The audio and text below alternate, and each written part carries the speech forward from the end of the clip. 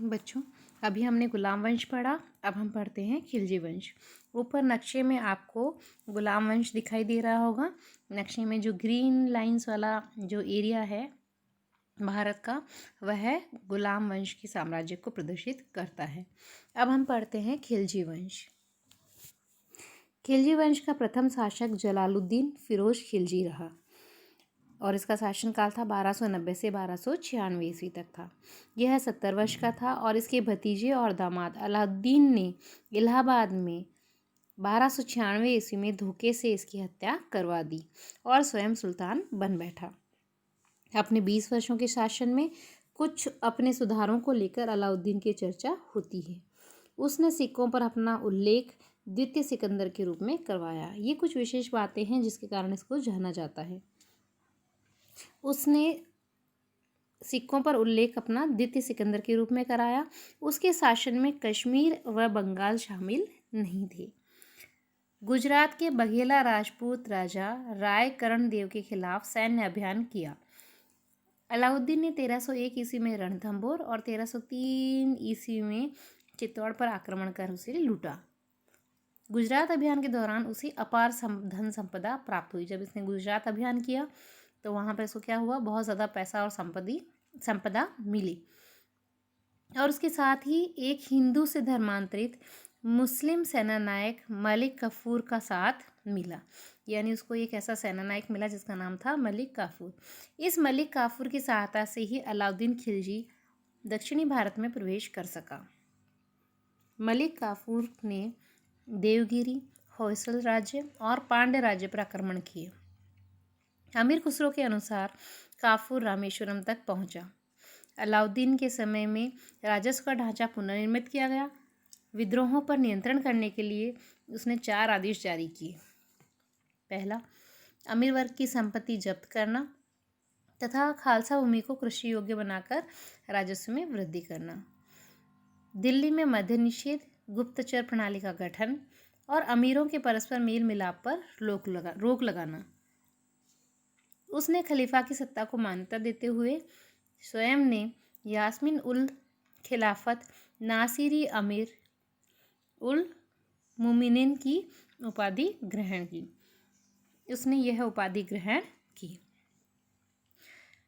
खजाइनुल फुतूह में अमीर खुसरो ने अलाउद्दीन को विश्व का सुल्तान और जनता का चरवाहा जैसी पदवियों से विभूषित किया। बच्चों, ये जो पदवियां हैं या ये जो पुस्तकों के नाम आ रहे हैं या ये जो उपाधियों के नाम आ रहे हैं, ये आपको याद रखना है, क्योंकि इस बार आपके बोर्ड की परीक्षा में अधिकांशतः वस्तुनिष्ठ प्रश्न ही होंगे। तो आपको इन शब्दों को, इन तथ्यों को याद रखना ज़रूरी है। सुल्तान ने पुलिस, गुप्तचर, डाक पद्धति एवं प्रांतीय प्रशासन में कई सुधार किए। सबसे महत्वपूर्ण सुधार बाजार नियंत्रण था। दीवान रियासत कौन होता था? व्यापार का नियंत्रक होता था। शाहना या दंडाधिकारी जो बाजार का दरोगा होता था। मुहत्सिब यानी जनसाधारण का रक्षक एवं नाप तोल का निरीक्षण करता। वरीद मुमालिक ये गुप्तचर अधिकारी था। आदि नए पद सृजित कर प्रशासन को ठीक किया गया। बच्चों, आपको इन सभी पदों के नाम ध्यान रखने हैं और साथ में ही इनके कार्य भी ध्यान में रखने हैं। उसने अपनी एक विशाल सेना के रख रखाव हेतु आर्थिक सुधार किए।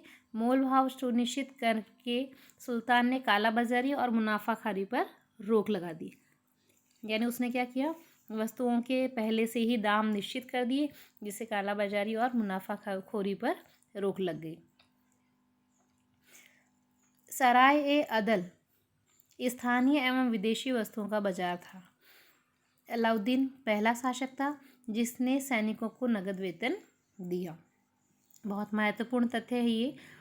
1303 ईस्वी में अलाउद्दीन ने अलाई किला अथवा कोश-ए-सिरी, जिसको खुश्क-ए-सिरी भी कहा जाता है, बनवाया, जिसमें 7 द्वार थे। 1316 ईस्वी में अलाउद्दीन की मृत्यु के बाद उसका पुत्र कुतुबुद्दीन मुबारक खिलजी शासक बना। उसने अपने पिता के सभी कठोर आदेशों को रद्द कर दिया और स्वयं को खलीफा घोषित कर उल वासिक बिल्लाह की उपाधि धारण की। उसकी हत्या के बाद नसीरुद्दीन खुसरो शाह सुल्तान बना, जो खिलजी वंश का अंतिम शासक था।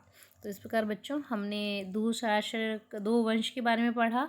एक हमने पढ़ा गुलाम वंश और दूसरा हमने पढ़ा खिलजी वंश। इन दोनों वंशों को ही आप कम से कम 2 से 3 बार पढ़ें।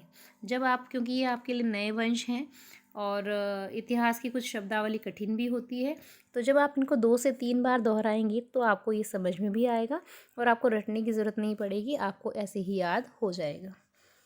बाकी वंशों के बारे में हम कल की क्लास में पढ़ेंगे। Thank you.